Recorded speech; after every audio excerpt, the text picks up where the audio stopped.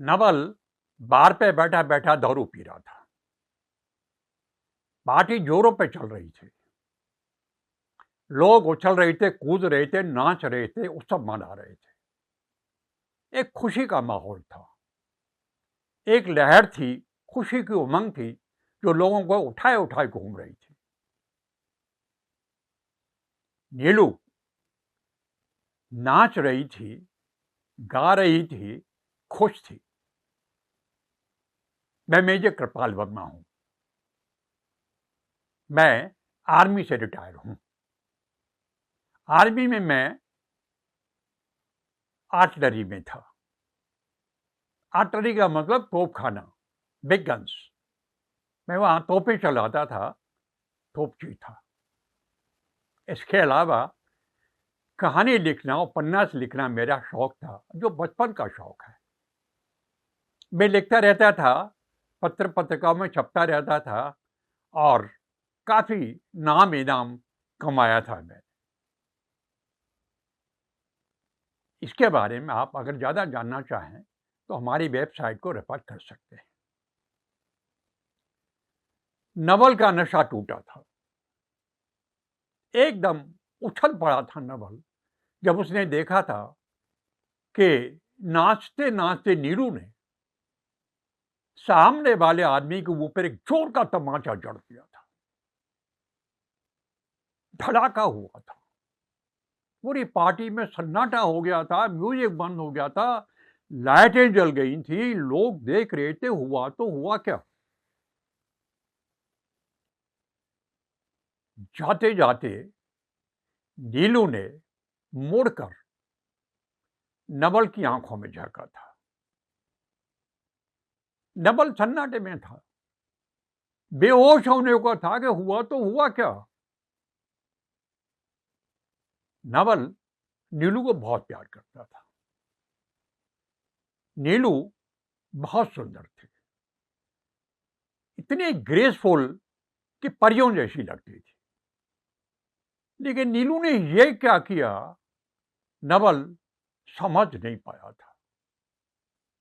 जाते जाते नीलू ने नवल को मारक निगाहों से देखा था।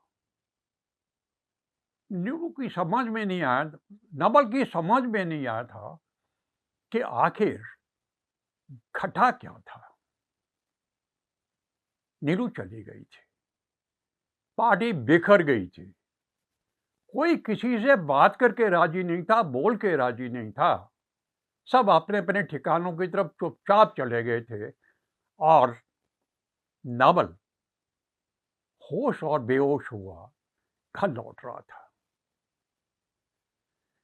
उम्मीद थी उसे कि नीलू जरूर उसे बताएगी कि माजरा क्या था, वो आदमी कौन था, हुआ क्या था। लेकिन घर आके देखा उसने, नीलू बेटे के कमरे में बेटे के साथ सो रही थी। का मन हुआ था पूछे नीलू से, लेकिन हिम्मत जवाब दे गई थी। वो जानता था कि बगैर किसी मुद्दे के तो नीलू वार क्यों करेगी, नीलू ऐसा करेगी क्यों। सोचा सुबह बात करेगी। नींद तो उसे नहीं आई थी, रात भर करवटें बदलता रहा था। सुबह का सूरज निकला था तो उसको उम्मीद थी कि नीलू कुछ बताएगी, लेकिन हुआ उल्टा था। नीलू ने अपने लत्ते कपड़े को संभाले थे, बेटे को लिया था और घर छोड़ के चली गई थी। Naval has cooked his chips. ये समझ में आ गया था कि ये उसकी जिंदगी का अंत था। होना क्या था, नवल की समझ में एक लम्हे में आ गया था। उसका कैरियर तो गया था। उसको पता था कि उस घटना के बाद उसके कैरियर में कुछ नहीं रह गया था। नाम, नामोशी, बदनामी, जो भी अच्छा बुरा था उसके साथ जुड़ गया था और उसने कहीं पहुंचना नहीं था। लेकिन किसी तरह से वो चाहता था कि नीलू लौट आए। इंतजार में सुबह निकाली, शाम निकाली, महीना निकाला, दिन निकाले, उम्र निकाली, नीलू लौट कर नहीं आई थी। जमा जोड़ जिंदगी का उसने एक भला काम किया था। जो भी जमा पूंजी थी, कमाई थी, उसने कहीं खर्च नहीं की थी। एक स्टेट खरीदी थी उसने और उसका नाम दिया था प्रेम कुटीर। उस प्रेम कुटीर में उसने पूरा प्यार जो नीलू के प्रति था या जिंदगी के प्रति था, उसने सारा उड़ने की कोशिश की थी। नीलू जो स्टेट थी, प्रेम कुटीर था, उसकी लोकेशन बहुत अच्छी थी। नदी थी, पहाड़ थे, चारों तरफ एकदम जंगल था, इतना सुरम्य वातावरण था और उसने मन लगा के प्रेम कुटीर को बनाया था। चारों तरफ शोर था, लोग दूर दूर से प्रेम कुटीर को देखने आते थे। जब वो बना रहा था तब भी उसका नाम शुरू हो गया था प्रेम कुटीर का, और लोग उसको आके देखते थे कि किस तरह से उसमें उसने उसका डिजाइन बनाया। पहाड़ी के ऊपर था, रात को बिल्कुल ऐसा लगता था जैसे किसी ने आसमान के ऊपर कोई पिक्चर टांग दी हो, कोई पेंटिंग हो। इस तरह का वो प्रेम कुटीर दिखाई देता था और हर आदमी के दिमाग में उसकी चर्चा थी। उसका एक नाम था प्रेम कुटीर। लोग देखने आते थे, लोग समझने आते थे और बड़ा ही एक सुरम्य वातावरण वहां रहता था। एक दिन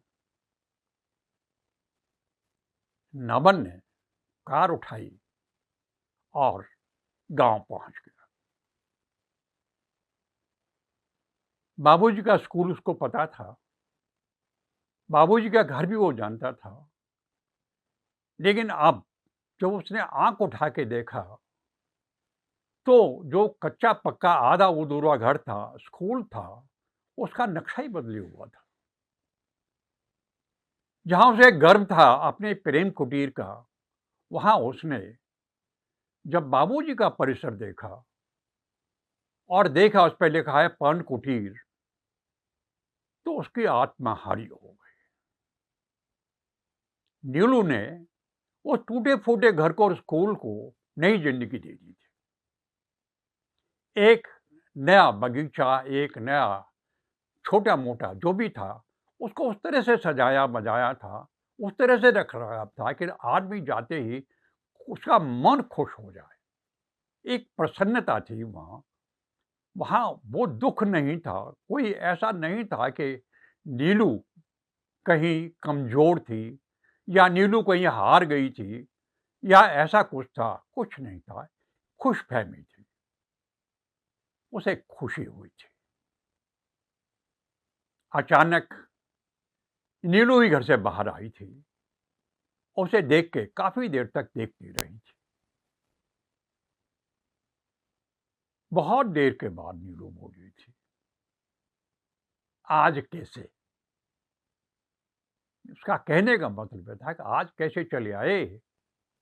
इतने उम्र का मझधार था, खत्म था, आज कैसे? उसने कहा था तुमसे कुछ काम था, इसलिए। नीलू बहुत देर तक चुप रही थी, देखती रही थी, फिर बोली बैठो। वो बैठ गया था। फिर उसने चुपके से एक सवाल पूछा था, बेटा कहाँ है? वो चाहता था कि बात वहां से आरंभ करे जहां कोई कष्ट तकलीफ, हालांकि बात तो वही थी। उसके दिमाग में अटका हुआ था कि पूछे घटना क्या थी, क्यों ऐसा हुआ था कि जिंदगी का सारी का कबाड़ा ही हो गया। लेकिन उसने पूछा बेटा कहाँ है? नीलू बोली बेंगलोर में है, लास्ट ईयर है उसका, उसके बाद कहीं नौकरी पर चला जाएगा। थोड़ा उसे तसल्ली मिली थी, खुशी हुई थी कि बेटे का कैरियर बन गया था, पढ़ रहा था, सब ठीक ठाक था। फिर उसने हाथ में लगी फाइल को नीलू को पकड़ाया था। नीलू ने पूछा, ये क्या है? बोला, ये प्रेम कुटीर के कागज है, फाइल है। प्रेम कुटीर को मैंने एक कंपनी को लीज पे दे दिया है, वो उसका लीज पे इस्तेमाल करेंगे और इस लीज का जो किराया है वो तुम्हें महीने के महीने मिलता रहेगा। प्रेम कुटीर तुम्हारे नाम है, प्रॉपर्टी सब कुछ तुम्हारे नाम पे है। तुमने ये 2 कॉपियां हैं, इसमें दोनों पे साइन कर देना है। एक कंपनी के लिए भेज देना, एक अपने पास रख लेना। थोड़ी देर सोचने के बाद नीलू ने पूछा था, और तुम? कहा, मैंने उसी में अपने लिए कमरा रख लिया है, साथ में एक छोटा किचन है, वही गुजारा हो जाएगा मेरा, मुझे आगे क्या लेना है। नीलू चुप थी, नवल भी चुप था। बहुत देर तक उनके बीच में चुप्पी बैठी रही थी। कोई संवाद ने किसी ने जन्म नहीं लिया था। नवल ही उठा था, बोला, चलता हूं। नीलू चुप थी, कोई जवाब उसने फिर भी नहीं दिया था। अंत में नवल ने ही चोट की थी। क्या वो बेईमानी वाली चाय नहीं पिलाओगी? ये एक ऐसा संवाद था जिसका दोहरा मतलब था। नीलू जानती थी, नीलू जानती थी कि नवल क्या आग्रह कर रहा था, क्या मांग रहा था, क्या कह रहा था। नीलू की आंखों के सामने पूरी दुनिया घूम गई थी। पूरा जो अब तक हुआ था, एक एक चीज सामने आके खड़ी हो गई थी, प्रश्न कर रही थी, उत्तर मांग रही थी। सब गड्ढमड्ढ था, समझ में नहीं आ रहा था कि उस प्रश्न का नवल को क्या उत्तर दे। मुड़ी थी, घर के अंदर भाग गई थी। बाबूजी निकल के आए थे और नवल के पास आके बैठ गए थे। नवल को थोड़ा धीरज बंधा था। बोला, बाबूजी, बाबूजी, मेरी समझ में नहीं आया कि हमारी जिंदगी का कबाड़ा हुआ कैसे। चूक कहां हुई? कहीं मेरी गलती थी क्या? मुझसे कुछ गलत हुआ? आज तक मेरी समझ में यही नहीं आया बाबूजी। बाबूजी तनिक तनिक हिले थे। बाबूजी का चेहरा बिगड़ गया था। कहा, नहीं बेटे नवल, तुम्हारी कोई गलती नहीं है, गलती कहीं और है।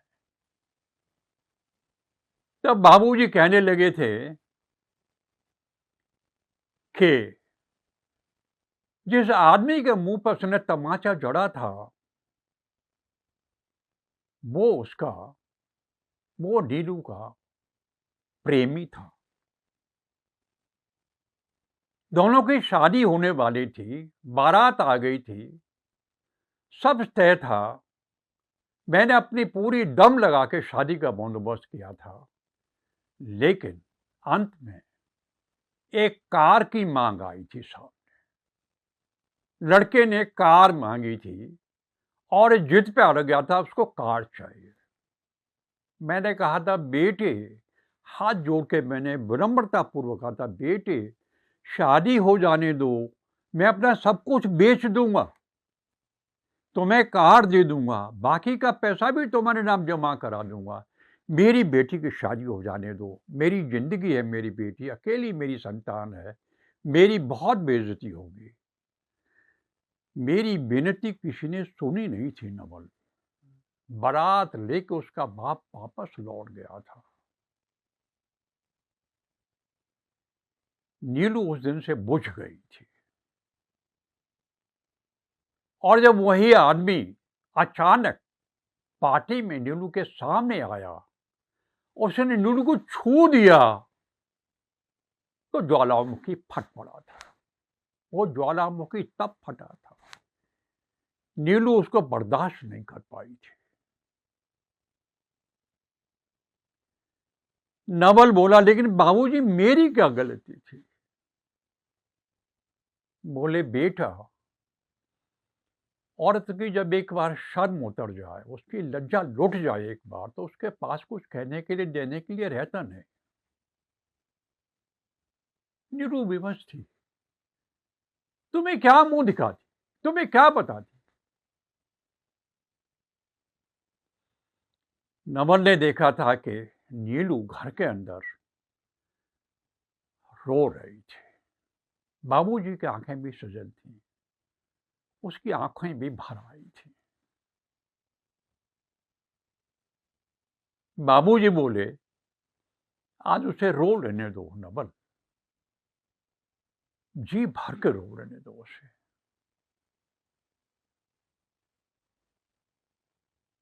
जिंदगी का अंत कभी कभी बड़ा बेतुका होता है। कोई कुछ नहीं कर पाता, बर्दाश्त करने के अलावा कोई विकल्प नहीं रह जाता। अगर आपको ये कहानी अच्छी लगी हो तो लाइक कर दीजिए, अपने मित्रों को शेयर भी कर दीजिए, और आगे आपको हम इसका लिंक मिलता रहे तो हमारे इसको आप शेयर भी कर दीजिए। आज के लिए बस इतना ही।